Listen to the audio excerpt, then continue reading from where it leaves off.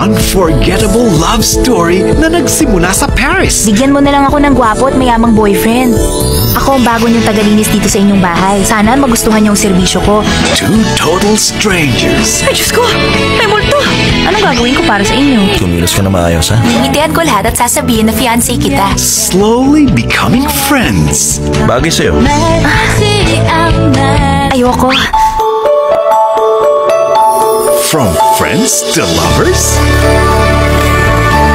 This June, makakasama niyo ng muli sina Carlo, Halina, honey. Honey? Ako? Oo. Martin, O bakit nakatitig ka na naman? Gusto kita makasama. at Vivian. Aja! Fight! Aja! Aja! Maiwan ko na kayo, ah. Okay? Dito ka lang. Tingin siyang gusto namin pagkain. Patingin sa tipo ng bahay. Bring back the chilling feeling.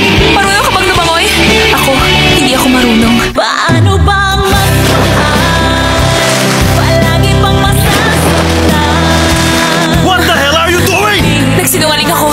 Sa tingin ko, hindi ka rin nagsasabi ng totoo. Sabi mo, ayaw mo mapalapit sa akin. Bumaba ka dyan! Ha? Diretsuhin mo na ako, pwede ba? Magsama na tayong dalawa. Pumayag ka na lang. Hindi kita pababayaan. Masarap ma-in love again. Papakita ko sa'yo ang totoo kong kulay dahil kakalabanin kita. Gagawin ko lahat para sirain si Carlo. Mahal kita at hindi na ako makakapahig na pati ikaw ang gawin niya sa akin. Kung mahal mo talaga siya, gawin mo na si Carlo. Tama na kaya? Ano tama na? And again. Ikaw ang nag-iisa sa puso ko. And again. Paano ako mabubuhay nang wala ka? Hindi ako titigil. Magiging akin ka.